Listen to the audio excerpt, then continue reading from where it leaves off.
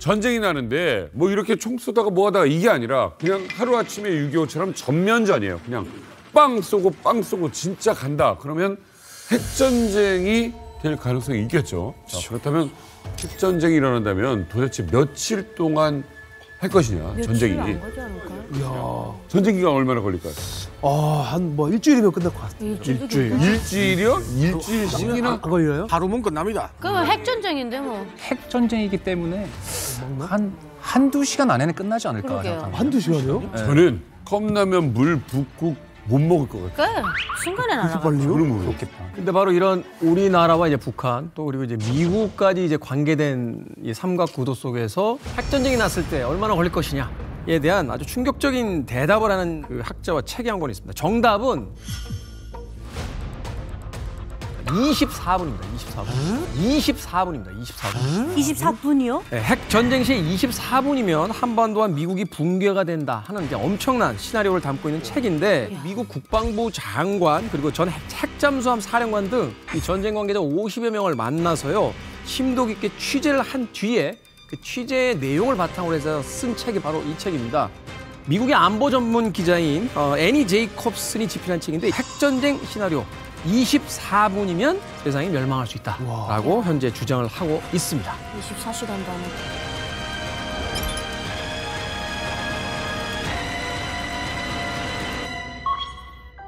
시간은 새벽 4시 3분. 6.25 전쟁도 저 새벽 시간에 저렇게 시작이 됐죠.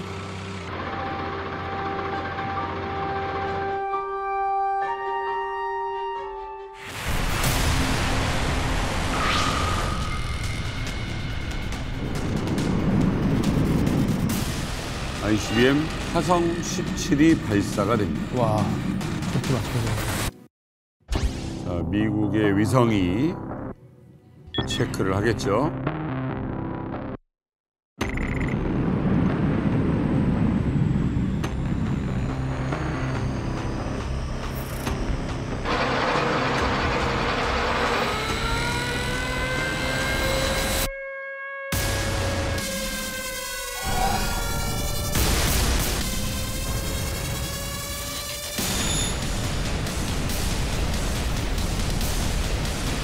자, 15초입니다. 발사 후 15초. 이야. 발사 후 2분이 지났습니다. 펜타곤이 지금 난리가 났어요. 엄청 빠르네.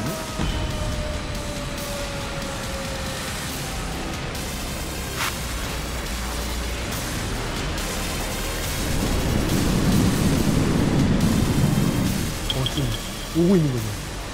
2분 만에. 자, 발사 후 3분 15초가 지났습니다.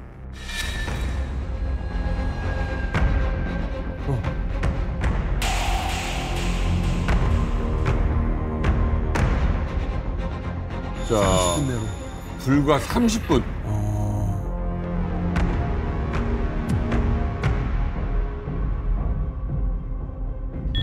그치. 미국도 요격 미사일이 발사가 되네요.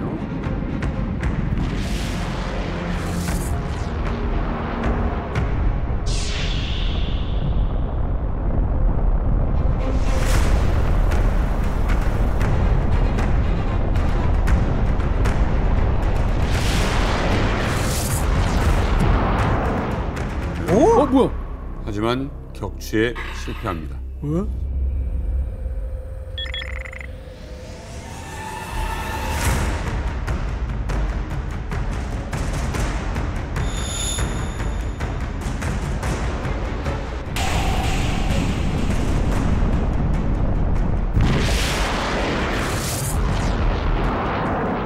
아니 뭐 날라오고 있는데 고민할 게 있을까요? 그럼 써야지. 수백만 명이 죽으니까 단순한 결정은 아니겠죠.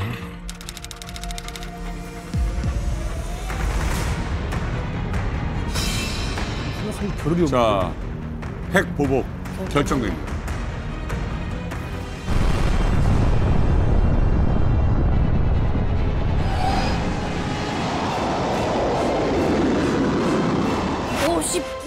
우와. 오, 상상만 해도 엄청 너무 많네. 끔찍하다. 50기가 뭐예요? 미국이 진짜 와. 야, 바다에다 올라오네.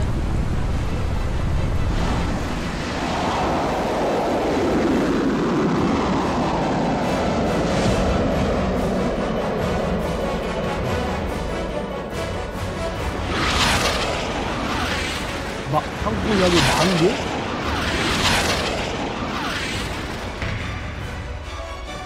이미 뭐 행복이 말고도 뭔가 터지고 있을 것 같아요. 그렇죠.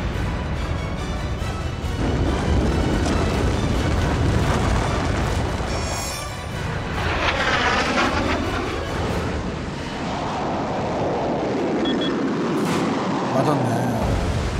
거의 먼저 워싱턴에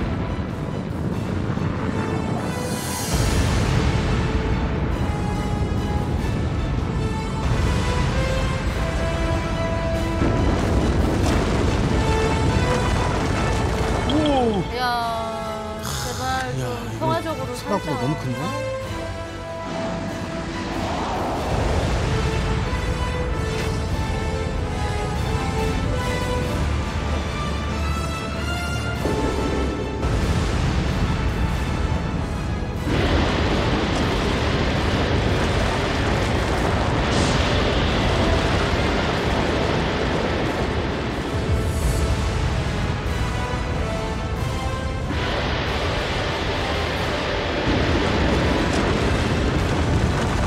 완전 재앙 시작인 것 같은데 현실로 일어날 수 있다고 생각하니까 좀 너무 끔찍한데요? 아 근데 우리가 앉아 있는 서울이 지금 초토화되는 거 아닙니까? 근데 상상만 해도 너무 끔찍하고 또 그리고 우리가 지금 휴전 상태니까 제2의 6.25가 일어나지 말라는 법도 없는 거고. 아무튼 뭐 상상만으로도 괴롭네요. 이야. 사실 이 24분 이야기를 하면 야, 이거 뭐 허무맹랑한 얘기다 하면서 웃어서 넘기는 분들도 있고 아니다, 이거 좀 무섭다. 그러면서 또 지나치게 긴장하고 두려워하는 분도 있습니다. 그래서 이 이야기를 함께 이야기 나눠주실 분들을 소개해드리겠습니다. 국립외교원 국제안보통일연구부의 반길주 교수님 모셨습니다. 안녕하세요. 또 한 분을 모셨습니다. 국방부 군사편찬연구소에서 전쟁사, 국제분쟁 관련한 연구를 하고 계시고요. 현재 북한대학원 대학교 남보람 교수님 모셨습니다. 반갑습니다. 네, 안녕하세요. 반갑습니다. 남보람입니다.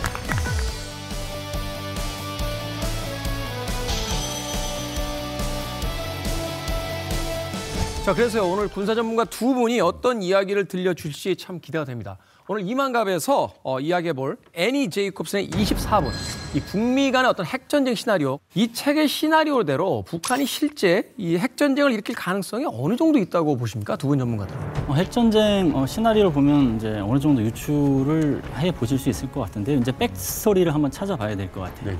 과연 김정은이 핵무기를 쏠 정도로 그 정도 위중한 상황인가? 핵무기를 쓰는 건 또 다른 문제거든요. 엄청난 리스크를 감내를 해야 됩니다.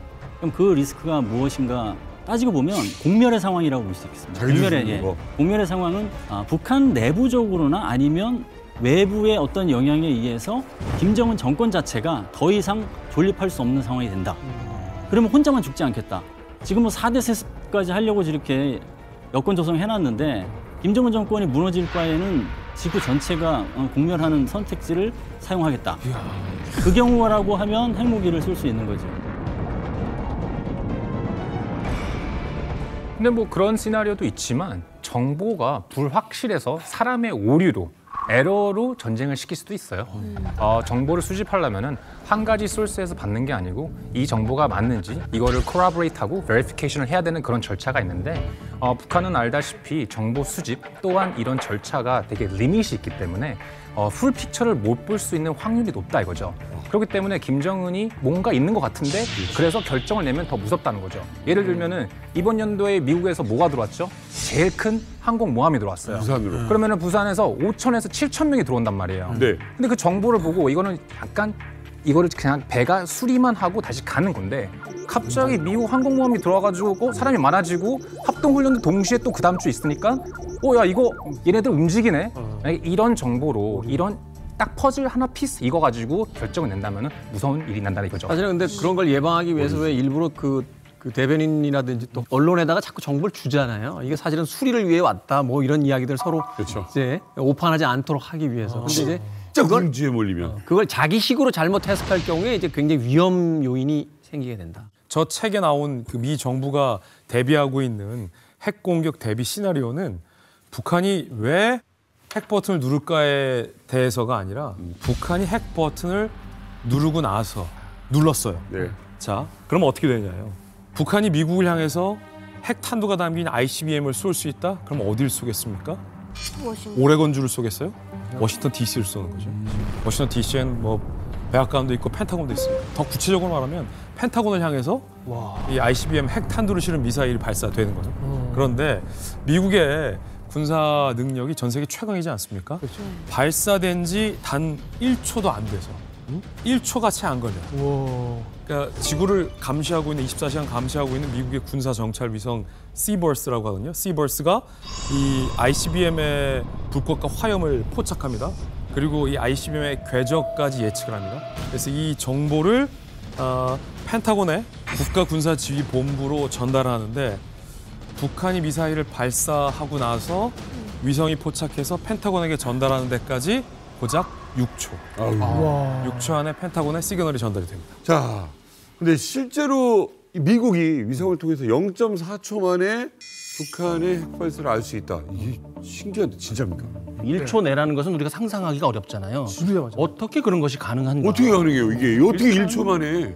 쉽게 얘기하자면 미국이 가지고 있는 최첨단 기술, 가장 비싼 장비가 다 들어있는 거예요. 우리가 일반적으로는 알려져 있지 않지만 그 시버스 위성에는 뭐가 들어있냐면 양자 기술을 활용한 반도체가 지금 들어가 있어요. 순식간에 계산을 다 해버리는 거죠. 그리고 지상에서 무슨 불꽃이 났을 때 미사일 불꽃인지 자동차인지 아니면 그 열이 전체에서 나오는 건지 순식간에 판단할 수 있는 AI가 들어가 있습니다. 지상에서 담배꽁초 누가 하나도 감지할 수 있는 능력이 있다고들 얘기를 해요. 진짜로? 네, 위에서 우리가 영화 같은 데 보면 위성에서부터 지구까지 촥촥촥 들어왔고 마지막 격자 보이잖아요. 이 5cm까지 구별을 해내요. 5cm. 네. 그렇기 때문에 우리가 상상하는 이상으로 놀라운 기술이 이미 여기에 적용이 되고 아니, 있어요. 헐리우드 영화가 아니라 진짜 가능. 진짜. 그것도 사실은 발사대에서 미사일 발사된 이후의 포착을 얘기하는데 사실은 아까 말씀하신 대로 군사 대비 계획이라는 게 그렇게 허술하지 않아요. 그 전부터 굉장히 촘촘하게 그 정보를 파악하고 포착하는 사실은 그 준비가 다 돼 있거든요. 그래서 발사 이전에 이미 위성에서 발사 진지 움직임, 그다음에 신호 정보, 시긴트라고 하죠. 신호 정보를 통해서 확인하는 것, 그다음에 인간 정보, 휴민트라고 하죠. 이걸 통해서 사실은 발사 징후가 상당 부분 포착이 됩니다. 그래서 이 경우에는 발사하지 못하도록 하는 억제력이 가동되는 거죠. 예를 들면 항공모함도 무력 현시에 들어가고, 그리고 그럼에도 불구하고 오판이드, 아까 말씀하신 대로 오판이드 이런 게 작용이 돼서 발사 버튼을 눌러야 되는 시점이 막 도달하고 있다. 그러면 사이버전이 들어가는 거죠. 그래서 사이버전을 통해서 악성 코드를 심어서 발사가 못하게 한다든가 이런 조치들이 있기 때문에 발사 이후의 상황이 아니라 발사 이전의 상황도 볼 게 많다. 이미 알고 있는 거네요. 그렇죠. 아니 근데 그럼에도 불구하고 정말 이 온갖 정보를 동원했는데도 이 어떻게 보면 미리 막지 못할 가능성도 좀 있나요? 막지 못할 가능성도 있죠. 만약에 이 24분의 핵전쟁 시나리오처럼 북한이 핵을 누르는 걸 막지 못했다. 그렇게 되면 가장 먼저 난리가 날 곳은 미국에서 어디일까요? 미국의 무수히 기관 중에 백악관일까요? 어딜까요?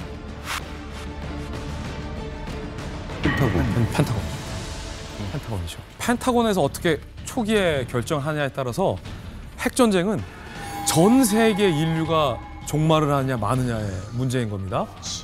쉽게 얘기해서 우리 영상 보면서 그런 얘기 했잖아요. 아니 미국 본토에 핵이 날라오는데 대통령이 뭘 고민해? 바로 보복 버튼을 눌러야지. 근데 이게 생각만큼 쉬운 게 아니에요.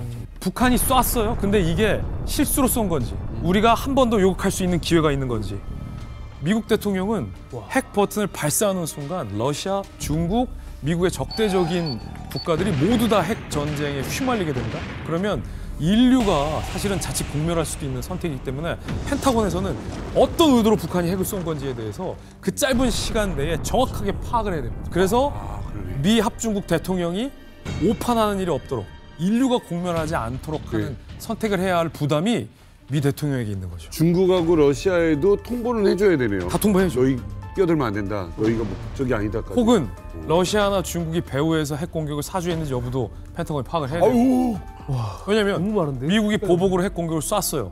그 뒤에 러시아가 보유하고 있는 핵, 중국이 보유하고 있는 핵이 미 본토를 향하지 말라는 보장이 없잖아요. 개런티가 없잖아요. 그래서 미 대통령의 결정을 김성은 동지께서 핵무기 연구소와 무기급 핵물질 생산을 늘리기 위한 존망 계획에 대한 중요 과업을 제시하셨습니다. 이게 지금 핵시설의 내부 어느 곳을 찍은 건데 이걸 왜 공개했을까 궁금합니다. 이게 캐스케이드라고 우라늄 농축 시설이에요. 그런데 그 규모가 굉장히 크고 굉장히 현대화돼 있고 세련돼 있다라는 걸 비전문가의 눈으로 보더라도 딱 파악하실 거예요. 근데 그동안 우리가 북한 내부의 핵 시설을 이렇게 선명한 장면으로 북한이 스스로 공개한 적은 더더욱 없어요. 딱 한 번 우리 저 기억 뇌리 어딘가에 노이즈 잔뜩 낀 북한의 핵시설 비슷한 영상이 아른거리긴 해요. 처음으로 국제원자력기구 IAEA 사무총장이 북한 내부의 핵 사찰을 갔다가 직접 촬영한 영상이 공개됐던 적은 있었어요.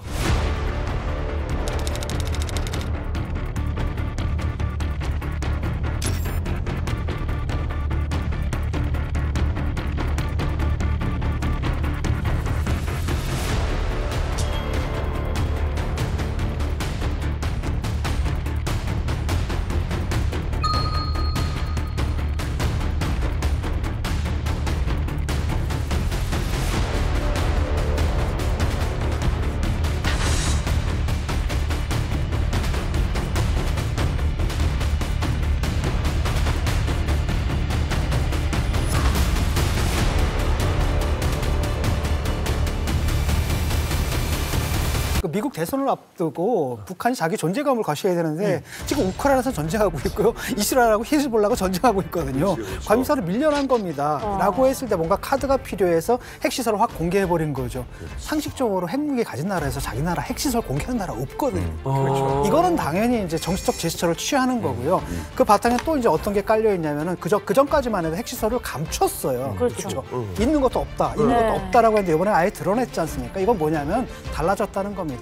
과거에는 우리가 비핵화 이거 가지고 협상했는데 비핵화가 아니라 이제 핵군축이다. 우리는 핵 보유국이야 이미 선언했고 이걸 기정사실화하고 그 다음에 우리한테 협상하든지 말든지 하자라고 대외적으로 선언하기 위해서 이번에 이제 사진을 공개해버린 거죠. 플루토늄과 우라늄에 대한 이 근본적인 어떤 정의, 어떤 차이점이 있는지를 좀 정확하게 알면 여기서부터 출발이 좀 편해지지 않을까. 간단하게 이제 그 핵폭탄을 만드는 재료가 이제 우라늄도 있고 이제 플루토늄도 있거든요. 우라늄은 말 그대로 이제 우라늄에서 그 원심 분리를 통해 가지고 짤순이 같이 우라늄을 빼 돌려가지고 우라늄 235라는 걸 이제 분리하는 그런 장치예요.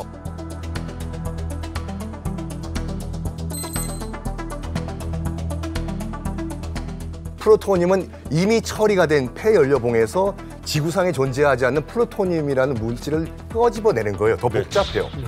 복잡성을 한번 우리가 비교해 볼 수 있는 것이 히로시마에 떨어졌던 것이 리틀보이라고 이게 우라늄 폭탄이었거든요. 나가사키에 떨어졌던 것이 이제 팻맨이라고 플루토늄탄이었어요. 몰랐어.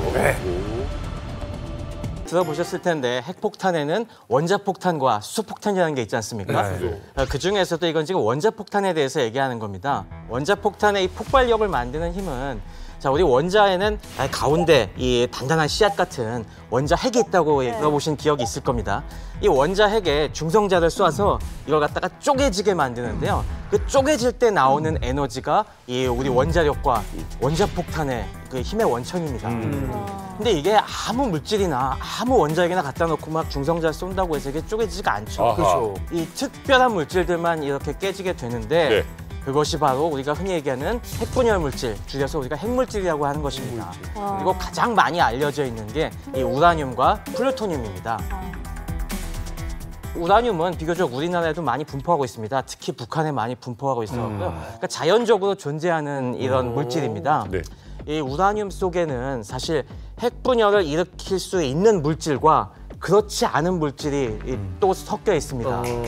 좀 가벼운 우라늄 235라는 이런 물질이 이 핵분열을 일으킬 수 있는 물질인데 문제는 이게 우라늄 광석 1kg를 캐면은 0.7%밖에 없습니다. 굉장히 조금이에요. 그러니까 이 캐낸 우라늄 요 광석과 다시 그 0.7%를 모으면 그게 바로 우리 핵분열을 일으키는 그 금속 덩어리가 되는 겁니다. 북한이 공개한 사진과 미국 측에서 받은 위성 사진을 정밀 분석을 해서 비공개로 국회 정보위에 출석해서 이 시설이 어디인지에 대해서 밝힌 적이 있거든요. 강선이라는 시설. 밝힌 적이 있거든요. 강선이라는 시설. 강선.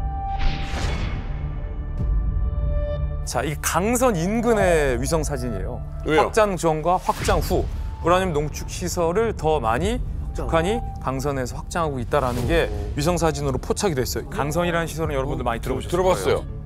북한과 미국이 북미 협상을 했을 때 트럼프와 김정은이 마주 앉았죠. 그래서 트럼프가 비핵화 의지를 북한 김정은에게 직접 확인해 보기 위해서 마지막으로 물었던 것이 너네 비밀 핵시설 더 있지 않느냐.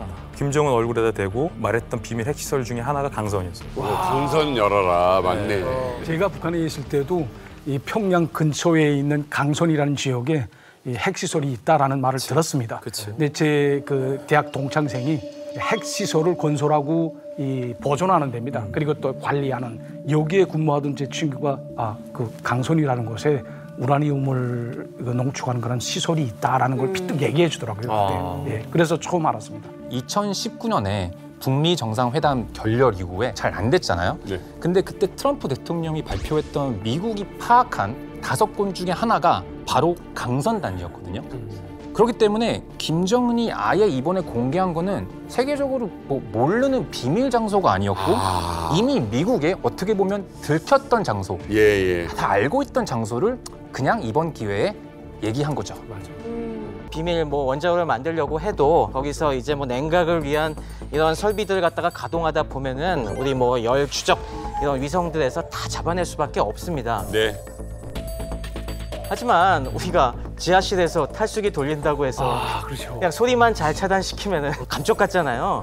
그 원리랑 같다고 보시면 됩니다. 이 우라늄 농축 시설들은 증기 만드는 것 굉장히 쉽습니다. 소음 차폐 시설만 잘하면은 그렇게 아무리 고속으로 돌리고 있어도 이게 새나갈 위험도 없을 뿐더러 또 한 가지 제 지인분들 중에서 그 사진 보고서 궁금해하시는 게 우라늄 농축 시설이라는데 저기 위험하지 않아? 김정은이 저렇게 아무런 이 우주복 같은 거 입지 않고 돌아다녀도 돼? 그런 생각 안 해보셨습니까? 그러니까요. 네. 사실 이 농축 우라늄은 방사능이 그렇게 강하지가 않습니다. 이 농축 우라늄 덩어리는 저희가 장갑이 끼고서 만져도 될 정도예요. 네, 장기간 노출만 안 되면은 단기간으로 그 정도 될 수준인데 플루토늄은 방사능이 차원이 다릅니다. 플루토늄은 가까이 갔다가는 금방 피폭돼서 아주 괴롭게 이 생을 마감할 수가 있기 때문에 플루토늄은 그 원자로에서 생산된 다음부터 철저하게 원격 이 로봇 파일 같은 걸로 원격 조종으로 그걸 꺼내고 처리하고 해야 되기 때문에 그거 가공하는 시설도 훨씬 이 갖춰야 될 설비라든가 크기가 차원이 다릅니다. 가장 본질적으로 중요한 부분이 이제 등장하게 되는 게 뭐냐면 지금까지는 우리에게 핵무기가 있다는 걸 믿어달라라는 주장이었다면 이번에 공개는 있잖아 라고 하는 확신을 주는 거란 말이에요. 여기서 이제 등장하는 단어가 바로 핵 보유국이라는 단어가 등장을 합니다. 이게 마치 무슨 어떤 클럽에 들어가는 이 자격증 같은 그런 느낌이 지금 들고 있는데 핵 보유국의 위치를 갖게 되면 바뀌는 게 뭡니까? 이걸 우리가 좀 이해를 하면 지금 또 김정은 정권의 어떤 이런 의도를 알아볼 수 있는 좀 정확한 또 지점이 되지 않을까 하는 또 생각이 듭니다. 이게 사실 핵 보유국이라는 게 뭐 실현 가능성을 차치해 놓고서라도 그 의미가 어마어마합니다. 국제사회에서. 지금 뭐 거의 전 세계 모든 국가들이 가입돼 있는 조약이 바로 핵 확산 방지 조약입니다. NPT라고 불리는. 여기서는 핵 보유국을 딱 5대 강국으로 딱 규정해 놨어요.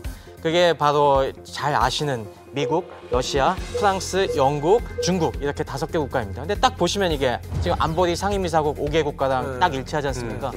이 5대 강국은 핵을 군사적으로 이용하는 데 있어 아무런 제재를 받지 않습니다. 아까 뭐 그런 플루토늄 농축시설 어마어마한 독성이 있는 걸 그렇게 막 거대한 규모로 운용을 하더라도 IAEA에서 사찰하지가 않습니다. 김정은이 그러니까 핵 보유국을 인정해 달라고 하는 것은 우리도 엄연한 실체가 있는 핵을 갖고 있는 나라로서 그만한 수준, 5대 강국의 딱 그 수준은 아니더라도 그에 걸맞는 대접은 좀 해줘라. 그러면서 모든 제재 우리에게도 면제부를 달라. 이렇게 뭐 얘기를 하는 것이겠죠. 근데 어쨌든 지금 북한이 주민들에게도 끊임없이 해왔던 말이 있어요.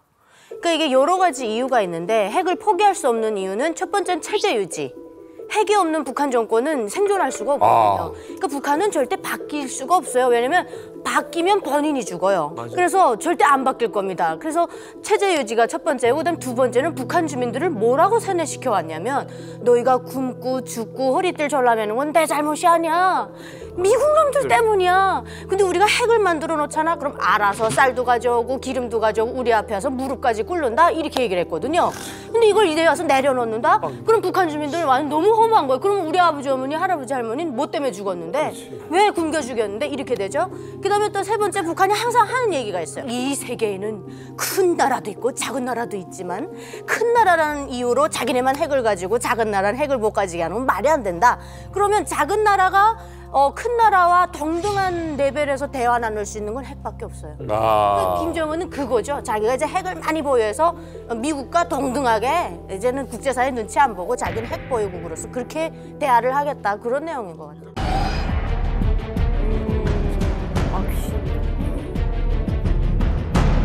결핵 환자, 피부염 환자들이 늘어났습니다.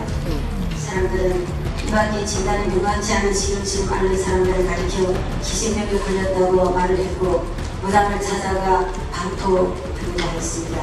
병원에 가서 진단을 받으면 결핵 진단을 받는 겁니다. 그래서 야, 왜 그러니? 그 병을 만나서 사역을 넘기지 못하고 다 죽는 겁니다. 핵폭탄 맞은 거 아니야, 땅속에다. 그렇죠.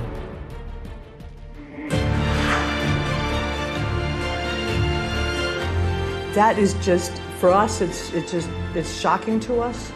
But in North Korea, the fear of being able to speak about it, and they were basically threatened with persecution if they talked about it. So they just called it the ghost disease. Just another example of how much the North Korean people are suppressed, and how they're even the freedom to be able to express yourself is forbidden. North Koreans have absolutely not a single human right. 2000년대 귀신병이라는 게 사실 좀 이번에 지난달에 그 북한 자유주간 행사의 일환으로 길주군에서 탈북한 탈북자들의 기자회견이 기획됐었어요. 이걸 하면서 그분들이 이야기해서 몇 가지 공통되는 점들이 발견되는데 그 원인모를 병 때문에 많은 사람들이 고생하다가 죽은 사람들도 있다. 뭐 기관지, 천식, 그리고 뇌 관련 병들이. 이건 저희들이 과학적으로 뭐 할 수 있는 길이 없어서 본인들은 원인을 모르니까. 그 많은 길주 사람들이 그 병이 귀신병이다. 이런 증언들을 얘기를 하더라고요. 한 아주머니의 이야기가 정말 참 충격적이었어요. 먼저 왔는데 한국에 와야 되겠다 해서 왔는데 아들이 20대 중반인 아들이 아팠대요. 폐렴. 그래서 야, 조금 치료하면 낫겠구나 하고 내가 돈 벌어서 브로커를 보낼 테니까 그때 와라. 그러니까 알았다 하고 있는데 아들이 계속 아프다는 이야기가 점점 더 심해진다는 이야기에서 들어왔대요. 그래서 여기서 판단할 때 방향을 바꿔서 일단 평양에 있는 중앙병원에 좋은 병원에 가서 좀 치료를 받고 하자. 그래서 이제 $1,000 보내고 $2,000 보내고 $5,000 보내고 평양으로 가야 되니까 계속 못 가요. 애가 못 간다고요? 네. 그러니까 평양에 가려면 아시다시피 통행증을 떼야 되는데 계속 부결되는 거야. 아파 죽게 된 애가 죽었어요. 죽었어요. 그래서 엄마가 야 이게 너무 아들 잃은 엄마가 얼마나 원통하겠어요. 무슨 일이? 가지도 못하고 지금 죽었으니까. 그래서 여기저기 알아보니까 이게 중앙당에서 길주에서 생긴 환자들을 평양시에 들여보내지 말라라는 내부 지침이 있었답니다. 다 죽으라는 얘기야. 방사능 오염이 있을 수 있다. 그래서 이 어머니가 막 그냥 격정을 토하고 막 울분을 토하는데 이분 이야기가 그래요. 이게 나라냐? 어떻게 나라가 우리 동네에서 핵실험을 하고 거기에 피해 받은 사람들을 이렇게 죽으라고 내버려두냐? 말이 됩니까 이게? 네, 너무 그분의 이야기가 많은 사람들을 울렸어요. 내신에도 저게 되고. 아니 내 자식 못 보는 것도 분야인데 치료도 못 받게 했다면 그게 말이 됩니까? 저는 이것이 귀신병이 평양에 가서 치료를 받겠다 하게 되면은 북한에서 막는 이유가 북한의 수뇌부를 노린다는 거예요. 그러니까 이 귀신병이 평양에 들어가면 안 된다는 거예요. 그래서 북한에서 철저하게 막고 통제를 하고 못 들어오게 하고 이렇게 보거든요. 참 화가 나는 게 북한이 계속 이야기하는 게 우리가 핵무기를 만드는 것은 인민들을 보호하기 위해서다라고 이야기하잖아요. 근데 귀신병이 북한의 핵실험을 통해서 피폭을 인한 병이다. 그러면은 이거는 김정은 스스로가 모순에 빠지는 거예요. 인민을 보호하기 위해서 만든 핵무기로 인해서 핵실험으로 인해서 인민이 죽어가는 거죠. 그리고 더 지금 심각한 것은 핵무기를 개발을 함으로써 국제사회가 북한을 제재를 하잖아요. 그걸 통해서 수많은 사람들이 아사가자가 생기고 굶어 죽어가는 거예요. 결국은 뭐냐면 이 핵실험의 핵심은 북한 인민들을 보호하는 것이 아니라 북한 정권을 보호하기 위한 것이다라고 저는 그렇게 봅니다. 업무에 대한 그 전문성, 그다음에 철저한 보안 의식. 근데 이곳이 모니터 막 이런 것도 가득해요? 거기 워룸이라고 하는데 거기는 이제 실제로 그 워룸을 가보면 영화에서 보는 것하고 똑같아요. 시커먼 곳에 전 세계가 현시되어 있고 수백 명의 사람들이 같은 공간에서 일을 하고 있죠. 영화에서 보는 것하고 똑같은데 그곳이 방금 말씀하신 전시 상황이 되면 핵 버튼이 눌리면 방어할 수. 그렇죠. 방어할 수 있는 곳이고 대장이 되는 거죠. 핵 버튼이 눌려서 뭔가가 쏘아진 순간 이거 초유의 일이잖아요. 네. 핵폭탄을 떨어뜨린 적은 있지만 대륙간 탄도미사일에 실어서 날아오는 건 처음이란 말이에요. 그렇죠. 그럼 미국이 현재 지구의 패권 국가로서 전 세계의 즉각 전투 준비 태세가 발령이 되면서 미국과 동맹을 맺은 모든 나라가 미국과 같은 수준의 보복 준비를 할 겁니다. 와. 미국 대통령 입장에서 보면 아무리 초강대국이지만 이거는 조금 당황할 수 있는 부분이 있어요. 그렇죠. 일단은 미국 대통령이 살아야 돼요. 최종 책임자이기 때문에. 그래서 핵 미사일이 지금 워싱턴 DC로 날아온다는 판단이 되면은 4분 이내에 벙커로 내려가야 되는데 이 미 대통령이 이제 벙커로 내려갈 때는 일단 두 가지를 갖고 갑니다. 비스켓 그리고 풋볼, 미식 축구공. 무슨 얘기예요? 비스켓은 뭐 그래도 뭐 비상식량이라고 쓸 수 있는데 미식 축구는 뭐예요? 풋볼이라는 건 뭐냐면 여러분 그 영화나 뉴스를 통해서 많이 보셨을 거예요. 대통령 옆에 항상 누군가가 시커먼 가방을 들고 가요. 가방 하나 들고 다니죠. 요게 바로 풋볼. 저것의 이제 별칭이 풋볼. 가방 혹시 뭐 저 핵 버튼이 들어있는 건지 좀 모르겠는데 예전에 그 김정은이 그 책상에 그 핵 버튼 있다고 뭐 이런 적 있지 않았어요? 뭐 나는 더 큰 버튼이 있다고 그러고. 근데 사용할 핵무기의 종류들, 그다음에 어디를 타격할 것인가, 그 경우 사상자가 얼마가 나올 것인가라든지, 무엇보다 더 중요한 건 이제 코드북에 달려 있는 거고, 쉽게 말하면 핵 버튼을 누르는 사람은 다른 사람들인데 그 사람들은 대통령이 제공해주는 그 암호를 받아야지만 누를 수가 있거든요. 그 코드북이 들어가 있는 겁니다. 그래서 영화에서 상상하듯이 대통령이 비스킷은 이제 플라스틱 카드인데 핵 장치를 작동할 수 있는 이런 암호 코드보다는 사실은 비스킷은 이거를 자기의 authentication code, 자기 대통령이 이거를 발사할 수 있는 이거를 verification 할 수 있는 코드죠. 그게 있어야지, 이 두 개가 있어야지 코드가 인증이 돼야지 그다음에 장치를 이용할 수 있는 거고. 그래서 항상 이 두 개는 항상 같이 있는 거죠. 아니 근데 풋볼이 그렇게 중요한 거라면은 사실 그 막 아까도 이렇게 다 보이게 들고 다녀도 되는 건지도 궁금해요. 사실 숨겨놔야 되는 거 아닌가요, 이게? 그거는 이제 핵 억제 개념을 이해를 해야 되는데, 핵 억제를 이루려면 공포의 균형을 이루어야 된다고 하잖아요. 상대방의 공포를 느껴야 돼요. 공포를 느끼게 하려면 그 핵 가방을 보여주는 게 나을까요? 아니면 그게 없는 것처럼 해서 하는 게 나을까요? 그 사진을 보여줌으로써 북한이 핵을 공격하면 바로 직격 보복할 수 있는 능력을 갖추고 있다라고 하면 공포의 균형이 이루어지는 겁니다. 또 어찌됐건 다시 한번 이제 시나리오 속으로 돌아가 보도록 하겠습니다.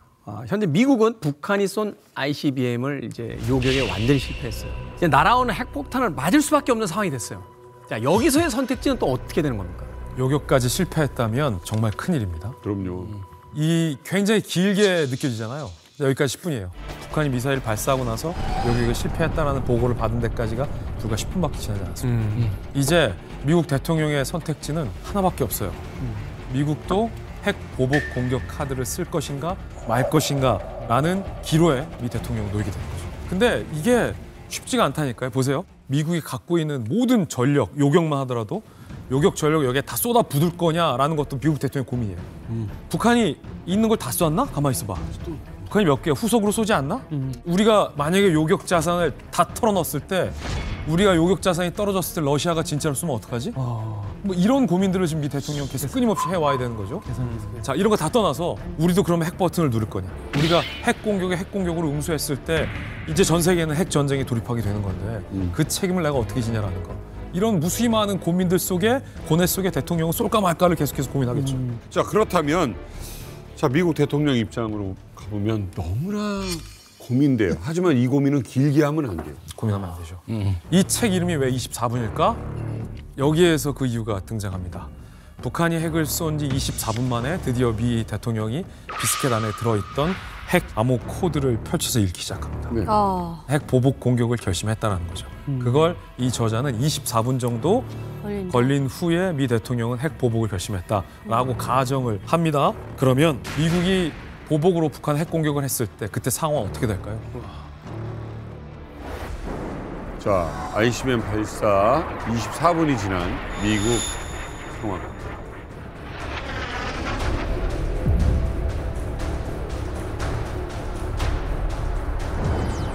자, 50기의 ICBM이 발사가 됩니다.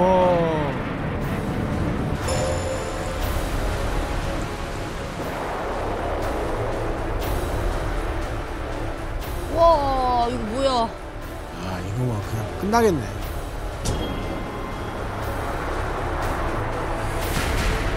야, 뭐 처음 들어본 이름들이에요, 지금. 미니트맨.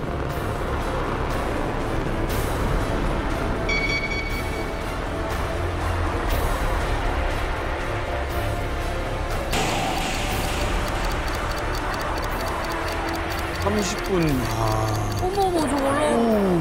오, 30분 만에.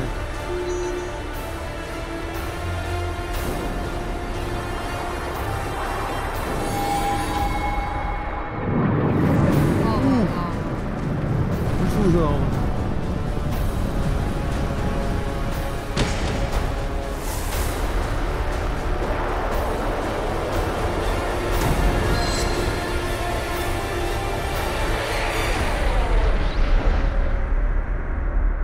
아니 영상 보기만 해도 사실 너무 아찔한데. 아찔해. 네. 아니 이 미국이 북한에 이제 핵 보복용으로 이제 사용한 게 어떤 무기인가요? 우선 핵 타격 능력을 보고 이제 굉장히 놀라신 것 같은데 저런 핵무기가 미국은 5,000개가 넘죠. 오, 5,000개. 그리고 여기서 나온 것은 미니트맨 3하고 트라이던 2인데 미니트맨 3는 지상에서 발사하는 ICBM이라고 보시면 되고 사정거리가 사거리 13,000이에요. 13,000km 정도. 굉장히 멀리 날아가는 거고 트라이던 2는 수중에서 발사하는 ICBM이라고 보시면 됩니다. 그리고 저 두 가지 무기는 특정 목표를 군사적으로 타격하는 전술핵이 아니라 한 국가와 사회를 초토화시켜서 완전히 붕괴시키는 전략핵입니다. 전략핵. 그리고 이게 전략핵이기 때문에 또 아셔야 되는 게 히로시마와 나가사키에 투하가 된 게 이제 원자폭탄입니다. 15킬로톤급 내외의 원자폭탄인데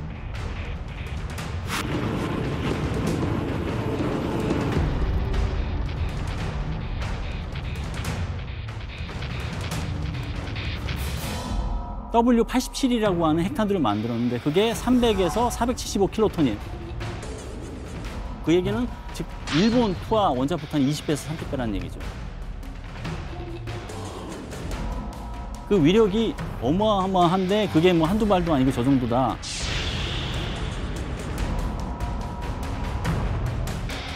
지도상에서 국가를 지워버리는 역할을 하는 거죠. 짭정은 잘 들었죠? 위력을 좀 더 실감나게 한번 설명을 해드리자면 리틀보이 말씀하셨잖아요. 히로시마를 초토화시켰잖아요. 맞아요. 그러니까 미니트맨 3를 쏘게 되면 히로시마를 32번 초토화시킬 수 있다. 와, 32번. 굳이 그 에너지를 전환하자면 서울을 1년 동안 밝힐 수 있는 에너지가 이 안에 있는 거예요. 이야. 서울 밤이 1년 동안 밝아요. 근데 너무 거대하죠. 이것도 안 와닿잖아요. 우리가 60mm 박격포는 다 쏴봤거나 옆에서 봤잖아요. 60mm 박격포 포탄을 15.7억 발을 쏴야 미니트맨 한 발을 헛짓해 10억 발? 네. 쏠 수는 있겠나요? 근데 이 15.7억 발을 쏘려면 어떻게 해야 되냐면 아주 숙달된 조교 3인이 1조를 이루어서 쉬지 않고 200년을 쏴야 블록버스터 영화처럼 뭐 흥미진진하게만은 볼 수 없는 이야기들이 나오고 있습니다. 너무 무섭잖아요. 그러면 북한의 핵이 떨어진다. 이거 우리나라도 무사할 리는 없잖아요. 북한에 대한 이제 미국의 핵무기 타격은 한국에 대한 타격이나 마찬가지예요. 그 효과를 놓고 보면 의도랑은 무관하게. 그렇죠.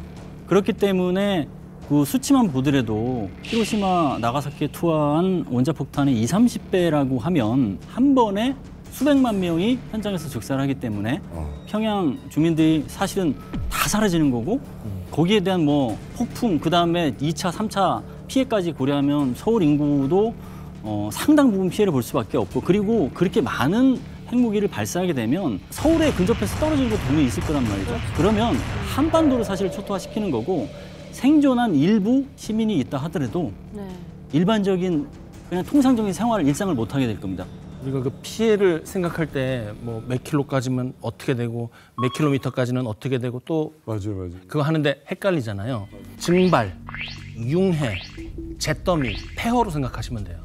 이게 이제 그 측정에 따라서 다르겠지만 원점으로부터 한 5킬로미터까지는 증발합니다. 없어져요. 그냥 그대로 증발해서 수증기하고 탄소만 남아요. 5킬로미터에서 10킬로미터 반경 내에는 어떻게 되냐면 융해가 되는데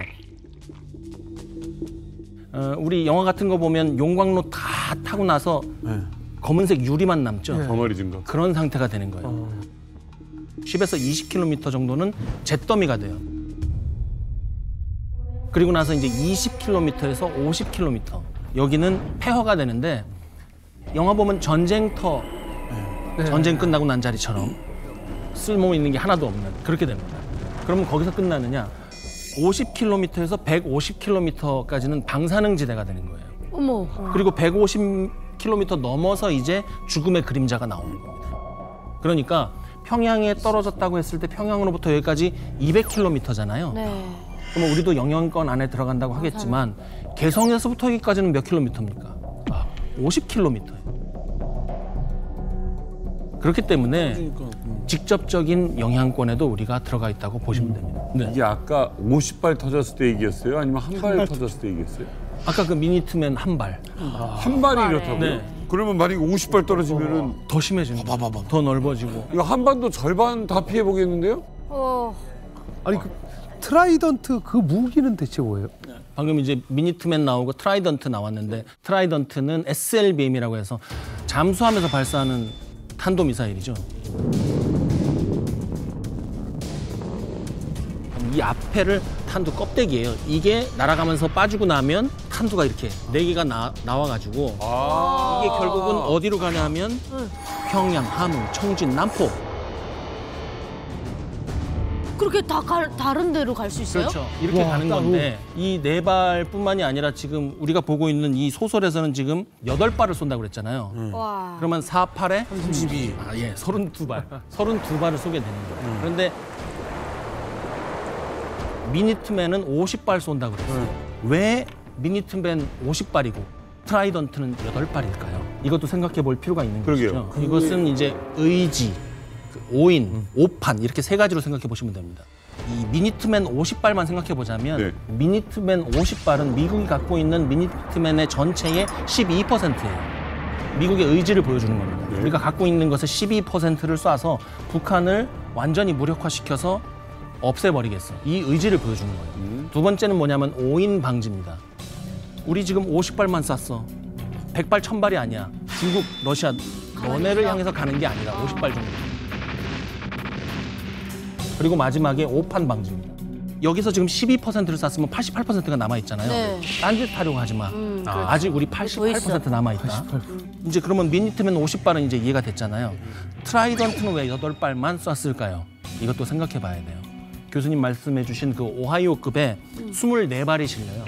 8발을 쐈다는 것은 아직도 16발이 남아있다는 소리입니다. 움직이지 못하게. 여러 가지 의미가 그게 어마어마하구나. 근데 아까 이제 봐야 된다고 말씀을 해주셨는데 김정은이 미국의 이러한 핵 무기 능력을 모를까요? 알죠. 알기 때문에 김정은이 또 굉장히 프로그램을 고도화시키고자 하는 게 하나 있습니다. 그게 뭐냐면 핵추진 잠수함. 지난 3월 8일에 핵추진 잠수함 건조 장면을 처음으로 공개를 했어요.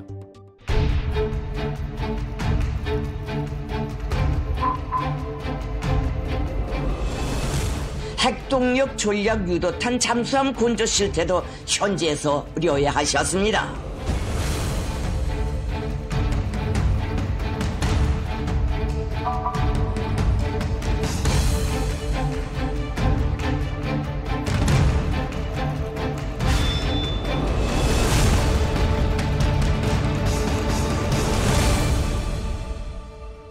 사진 공개했죠. 그 얘기는 미국과 같은 전략 핵 잠수함을 김정은도 갖겠다는 얘기입니다. 그러면 지금 시나리오보다 더 심각한 시나리오가 전개될 수도 있다는 것을 알아야 될 상황입니다. 조금만 더 보완을 하면 얼마 전에 북한이 엄청나게 거대한 김분옥 잠수함을 공개했던 거 기억나죠? 네. 그 연료가 디젤 모터였어요.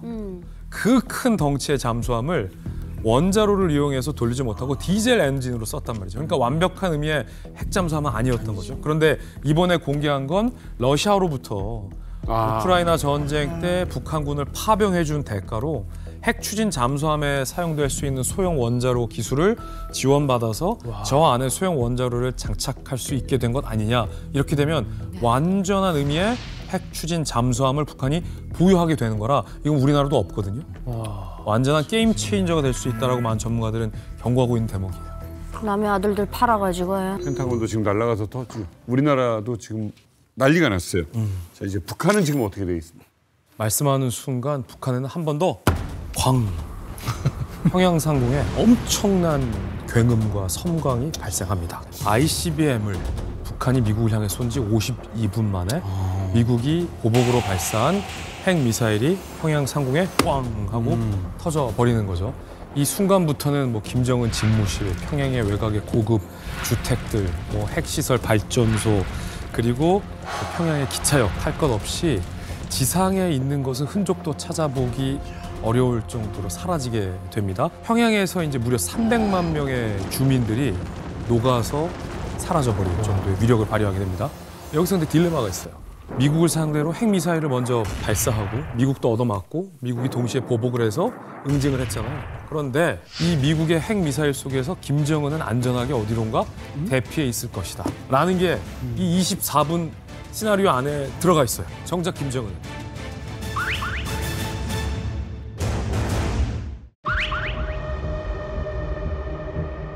일단 그 핵전쟁이 시작되면 제가 북한에 살 때도 김씨 일가가 그 살만한 그런 지하 벙커가 다 있다고 들었거든요. 저는 이제 자강도에 있을 때 자강도 쪽에 뚫어놨다라는 그런 루머를 들은 적이 있었어요. 왜냐면 자강도가 화강암지대거든요. 그래서 지금 거기 군수공장들이 다 이렇게 그 땅 밑으로 들어가 있는데 그 자강도 만포 앞이 바로 중국 지안이라는 것이거든요. 그쪽으로 해서 이제 땅굴을 뚫어서 자기네들은 일단 유사시에 도망간다라고 이제 알고 있어요. 우리도 다 그렇게 알고 있고. 그리고 어느 정도까지 지하 벙커가 많이 있냐면 김부자 동상이 38,000개가 넘는데 그 동상이 이렇게 전쟁이 일어나면 이렇게 밑으로 쭉 벌어지면서 이렇게 쑥 땅으로 들어간대요. 마찬가지야. 그 동상까지도 핵 공격으로부터 막겠다라고 뚫어놨을 정도니 그 자기 살겠다고 독재자가 자기 살 구멍을 안 뚫어놨겠냐. 그래서 이미 저는 지하 벙커로 도망갔을 거라고 생각합니다. 본인은 벙커에 들어가서 살 수 있다고 치지만 국가가 소멸됐는데 거기서 혼자 뭐 합니까? 그러니까 김정은 그 일가는 살고 북한 주민들은 다 죽겠죠.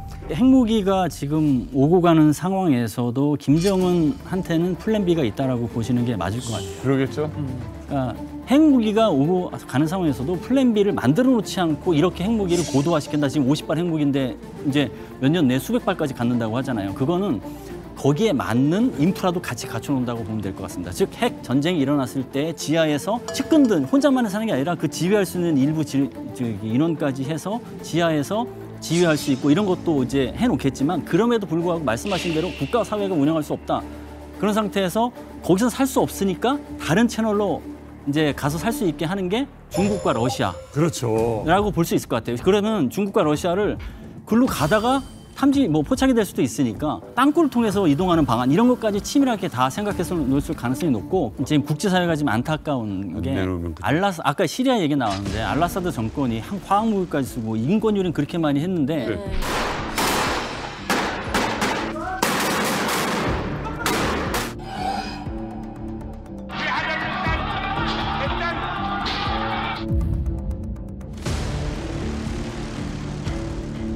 러시아가 망명 받아줬잖아요. 맞아요. 받아줬다고요? 네. 그러니까 이게 지금 뭐 김정은도 그 똑같이 그 정도의 기대치는 있을 겁니다. 그렇게 되면 이 핵 전쟁 시나리오에서 김정은 지휘부가 제거되지 않은 상태에서 이런 핵무기가 더 많이 오고 갈 수 있거든요. 그렇죠. 그럼 김정은 지휘부가 과연 제거됐는지를 확인하는 과정에서 땅굴을 이용하든가 그러면은 확인이 안 돼서 굉장히 오랫동안 상황이 전개될 수 있습니다. 그렇죠. 그래서 그런 부분까지 시나리오 구체화하는 측면에서 고민해볼 지점입니다.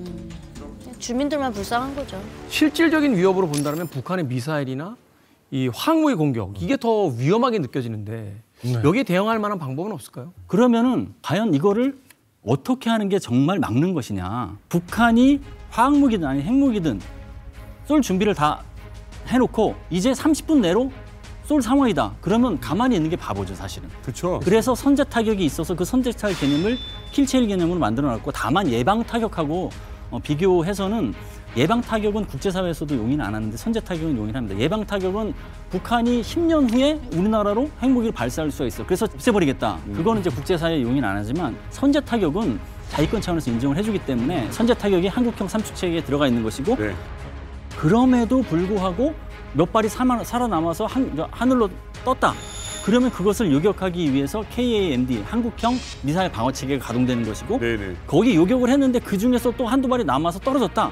그러면 2차 공격을 막기 위해서 대량 응징보복에 들어가는 거죠. 거기에 이제 몬스터 미사일이라고 하는 현무5 이런 거를 발사를 해서 다시 두 번째 공격을 하지 말아라고 엄포를 주는 거죠. 이렇게 시스템이 한국 자각 능력에 기반해서 한국형 삼축체계가 있고요. 네. 그리고 외 한미동맹에 또 보안 시스템이 있습니다. 핵전쟁이 나고 1시간이 지났어. 뭐 이제 뭐 한 2시간 지나고 뭐 세계 뭐 전도 초토화되고 이제 뭐 어선해지고 한국도 지금 피해를 어마어마하게 봤고요. 공멸하는 겁니다. 대한민국과 북한은 공멸하는 것이 이 책의 그 핵전쟁 시나리오의 결말인 거예요. 아니 24분의 이 시나리오 같은 핵전쟁에 대비해서 핵이 없는 우리나라는 어떻게 이걸 대비해야 되나요? 공론화를 일단 시작을 해야 돼요. 회의라도. 될지 안 될지는 몰라요. 근데 그렇게 함으로써 상대편이 긴장을 하겠죠. 물론 뭐 NPT 같은 여러 가지 문제 해결을 해야 되겠지만 우리도 공론화를 할 수 있는 거잖아요. 북한에게. 너희들이 그렇게 핵 개발하면 우리도 자체 핵 개발을 하겠다. 우리 한번 회의를 해보자. 그러니까 쉬쉬쉬할 때가 아니라고 생각을 해요. 일단 공론화는 해야 될 거라 생각합니다. 우리가 핵무기를 갖고 있잖아요. 그러면은 또 어떤 뜻이냐면 핵전쟁이 났을 때 제일 먼저 타격 대상이 돼요. 왜냐하면 생각해보세요. 내가 핵을 갖고 있는데 그치. 저쪽 때릴 때 멀쩡한 뭐 전원 도시에 때릴 겁니까? 어디 때릴 겁니까? 그게 아니라 어디예요? 핵무기를 할 수 있는 곳에다 때리게 돼 있거든요. 그래서 뭔가 그 역설적인 측면이 있겠고, 그래서 저 같은 경우에는 좀 시간을 좀 두고 보면서 사실은 미국의 핵 우산 아래에 있는다는 게 제가 볼 때 우리가 찾아낸 가장 현명한, 현실적으로 전 세계가 찾아낸 현명한 해결책이니까 아직까지는 너무 서두르지 않는 게 좋다. 국가가 가지고 있는 행위 중에 가장 높은 수준을 정치적인 숙의라고 해요. 그러니까 우리가 지금 핵을 안 가지고 있는 것은 못 가진 것이 아니라 한국과 미국, 국제사회와 대한민국이 끊임없이 대화를 통해서 정치적인 숙의를 통해서 갖고 있지 말도록 하자고 한 결론의 일부라는 거죠. 그러니까 없어, 북한은 있어, 우리 어떻게, 이것보다는 이게 결론이었다. 지금까지 최선의 결론은 아닐지라도 차선이었다. 그게 첫 번째고요. 두 번째는 핵무기를 가진 사람들을 뭐라고 하냐면, 방금 너무나 좋은 제스처 써주셨는데 서로의 머리에 총을 겨누고 있는 사람들이라고 얘기를 해요. 그런데 지금 우리는 그 총의 방아쇠에 우리 손가락을 반드시 넣어야 되겠다는 거잖아요. 근데 사실은 북한의 머리에 총을 겨누고 있는 사람이 있습니다. 그게 미국이죠.